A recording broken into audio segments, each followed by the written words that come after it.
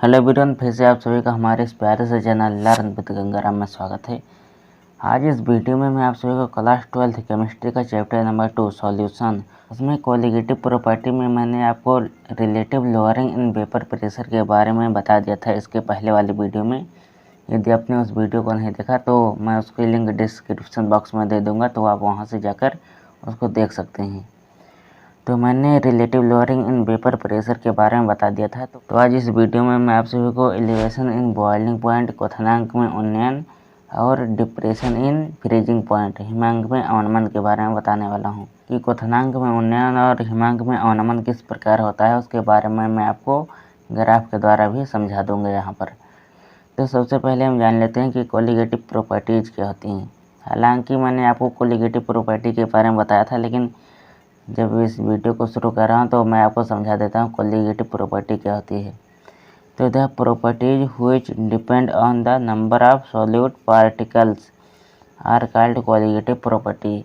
मतलब वो प्रॉपर्टीज, वे गुण जो नंबर ऑफ सॉल्यूट पार्टिकल, जो सॉल्यूट पार्टिकल विलय के कणों की संख्याओं पर निर्भर करते हैं, ये कोलिगेटिव प्रॉपर्टी अणुसंख्य गुणधर्म कहलाते हैं। तो चलिए इसके बाद हम जान लेते हैं कि एलिवेशन इन बॉइलिंग पॉइंट और डिप्रेशन इन फ्रीजिंग पॉइंट क्या होता है। तो यहाँ पर मैं लिख लेता हूँ elevation in boiling point, elevation in boiling point, क्वथनांक में उन्नयन, क्वथनांक में उन्नयन। उन्नयन का मतलब होता है एलिवेशन, एलिवेशन का मतलब होता है इंक्रीजिंग। यदि आप सिंपल फॉर्म में समझें, मतलब कोई चीज़ लगातार बढ़ रही है तो उसे एलिवेशन उन्नयन कहते हैं। तो क्वथनांक में उन्नयन क्या होता है, एलिवेशन इन बॉइलिंग पॉइंट क्या होता है, चलिए उसको समझ लेते हैं। तो जैसा कि मैंने आपको इसकी पिछली वीडियो में बताया था, जब relative lowering in vapour pressure के बारे में बता रहा था कि जब किसी वोलेटाइल सॉल्वेंट में किसी नॉन वोलेटाइल सॉल्वेंट को डिजॉल्व किया जाता है तो उसका वेपर प्रेशर डिक्रीज हो जाता है। तो यहाँ पर मैं लिख लेता हूँ when a non volatile solute is dissolved in a volatile solvent,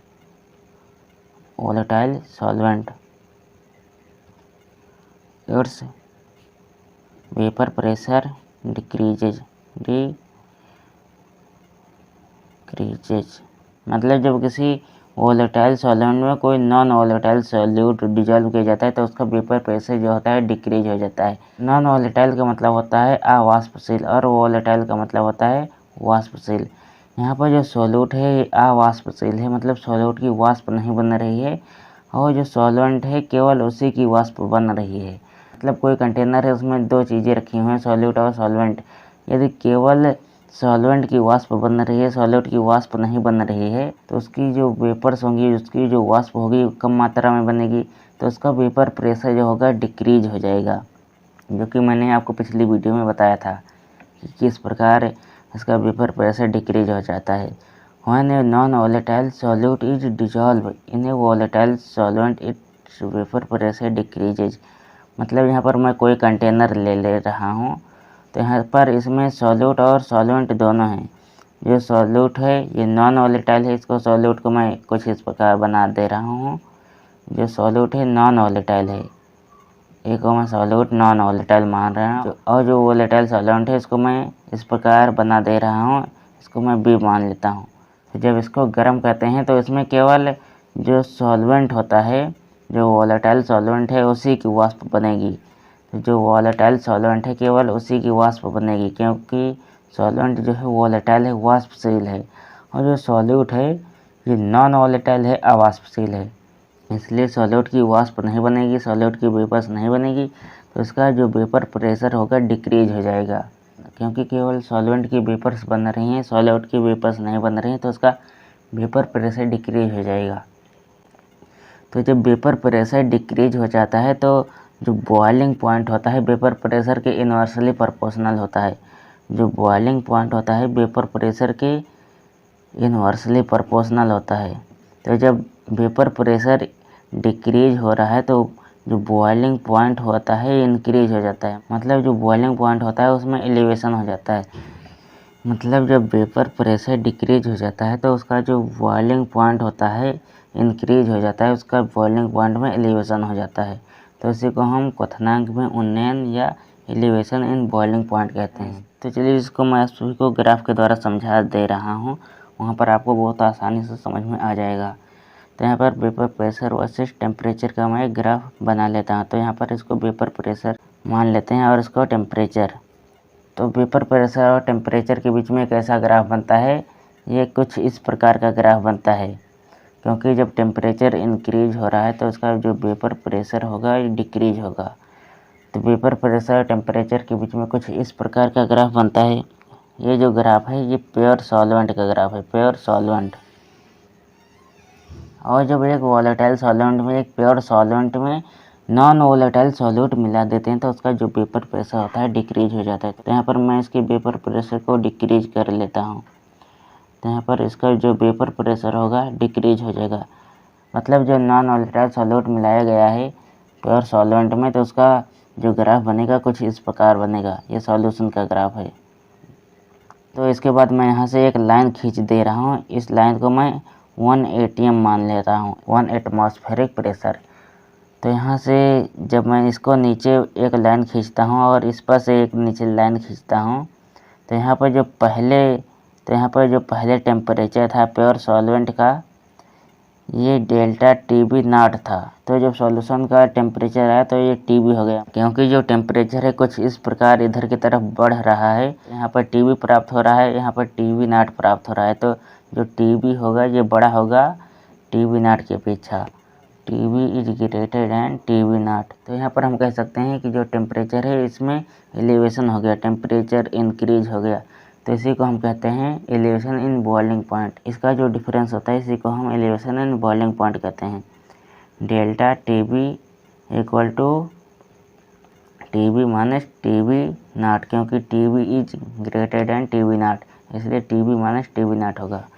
इसी को एलिवेशन इन बॉइलिंग पॉइंट कहते हैं। तो चलिए मैं आपको इसका फार्मूला बता दे रहा हूँ कि आपके पेपर में इस प्रकार का क्वेश्चन आता है एलिवेशन इन बॉइलिंग पॉइंट से, तो आप उसको किस प्रकार सॉल्व करेंगे। तो जो डेल्टा टीबी है एलिवेशन इन बॉइलिंग पॉइंट ये डायरेक्टली प्रोपोर्शनल होता है मोलैलिटी के, ये मोललता के डायरेक्टली प्रोपोर्शनल होता है।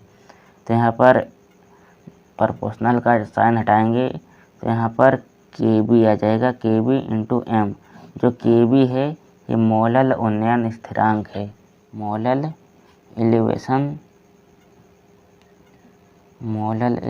कांस्टेंट।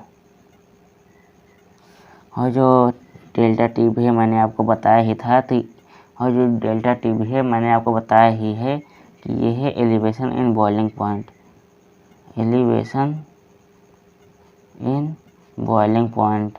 और जो यम है ये मोलैलिटी है, मोलैलिटी। तो आई होप आप सभी को इतना समझ में आ गया होगा। तो चलिए इसके बाद मैं आप सभी को डिप्रेशन इन फ्रीजिंग पॉइंट के बारे में समझा देता हूँ कि हिमांक में किस प्रकार अवनमन होता है। तो चलिए इसके बाद हम सभी डिप्रेशन इन फ्रीजिंग पॉइंट के बारे में जान लेते हैं कि हिमांक में अवनमन क्या होता है। तो when a non volatile solute is dissolve in A volatile solvent it's vapour pressure decreases. मतलब किसी वोलेटाइल सॉल्वेंट में कोई नॉन वोलेटाइल सॉल्यूट मिलाया जाता है तो उसका वेपर प्रेशर जो होता है सॉल्यूशन का डिक्रीज हो जाता है, जो कि मैंने अभी आपको पहले ही बता दिया है। तो जब वेपर प्रेशर डिक्रीज हो जाता है तो उसका जो फ्रीजिंग पॉइंट होता है वो भी डिक्रीज हो जाता है। किस प्रकार डिक्रीज हो जाता है तो चलिए मैं उसको ग्राफ के द्वारा आपको समझा दे रहा हूँ। तो यहाँ पर मैं वेपर प्रेशर और टेम्परेचर के बीच में एक ग्राफ बना लेता हूँ, वेपर प्रेशर और टेम्परेचर के बीच में। यहाँ पर इसको मैं वेपर प्रेशर मान लेता हूँ और इसको टेम्परेचर। तो यहाँ पर वेपर प्रेशर और टेम्परेचर के बीच में किस प्रकार ग्राफ बनता है, इस प्रकार ऐसे ग्राफ बनता है कुछ इस प्रकार। मतलब टेम्परेचर बढ़ रहा है तो वेपर प्रेशर भी बढ़ेगा। तो यहाँ पर वेपर प्रेशर और टेम्परेचर के बीच में कुछ इस प्रकार ग्राफ बनेगा।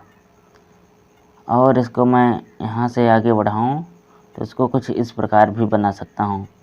ये पहला वाला ग्राफ है, ये सॉलिड प्योर सॉल्वेंट का ग्राफ है, सॉलिड प्योर सॉल्वेंट। और जो ये वाला ग्राफ है ये लिक्विड प्योर सॉल्वेंट का ग्राफ है। सॉल्वेंट, तो आपके दिमाग में ये ज़रूर आया होगा कि ये सॉलिड प्योर सॉल्वेंट और लिक्विड प्योर सॉल्वेंट के ग्राफ की हमें आवश्यकता क्यों पड़ी। तो मैं आपसे बता देना चाहता हूँ कि जब हम फ्रीजिंग पॉइंट निकालते हैं तो उसमें सॉलिड और लिक्विड की एक इक्विलिब्रियम कंडीशन आती है, उसी पर फ्रीजिंग पॉइंट निकलता है। तो यहाँ पर जो ये पॉइंट दिया गया है सॉलिड प्योर सॉल्वेंट और लिक्विड प्योर सॉल्वेंट दोनों का एक कंबाइंड पॉइंट है। इस पॉइंट पर जो है सॉलिड प्योर सॉल्वेंट और liquid pure solvent equilibrium condition में है, साम्य अवस्था में है। तो इस पॉइंट को मैं मान लेता हूँ T0F, मतलब स्टैंडर्ड फ्रीजिंग पॉइंट। इस पॉइंट को मैं मान लेता हूँ।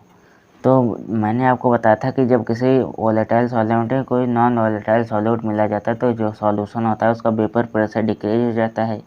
तो जो लिक्विड प्योर सॉल्वेंट है इसका वेपर प्रेशर डिक्रीज हो जाएगा ना, जब इसमें नॉन वोलेटाइल सॉल्यूट मिला दिया जाएगा एक वोलेटाइल सॉल्वेंट में, तो लिक्विड का वेपर प्रेशर डिक्रीज हो जाएगा। सॉलिड का वेपर प्रेशर तो वैसे भी नहीं डिक्रीज होगा, केवल लिक्विड या सॉल्यूशन के वेपर प्रेशर डिक्रीज होगा। तो यहाँ पर जब एक वोलेटाइल सॉल्वेंट में नॉन वोलेटाइल सॉल्यूट मिला जाता है तो उसका वेपर प्रेशर डिक्रीज हो जाता है। तो उसको मैं कुछ इस प्रकार बना लेता हूँ। यहाँ पर मैंने इसका वेपर प्रेशर डिक्रीज कर दिया है, इसको मैं और आगे बढ़ाता हूँ तो यहाँ पर एक पॉइंट मिलेगा। इस पॉइंट को मैं TF मान लेता हूँ। TF जो यहाँ पर ये पॉइंट मिल रहा था स्टैंडर्ड फ्रीजिंग पॉइंट था, लेकिन जब इसका वेपर प्रेशर डिक्रीज हो गया सॉल्यूशन का तो जो पॉइंट मिला ये TF मिला, क्योंकि यहाँ पर जो TF है TF is lesser than delta is lesser than TF0, क्योंकि टेम्परेचर जो है इधर की तरफ बढ़ रहा है।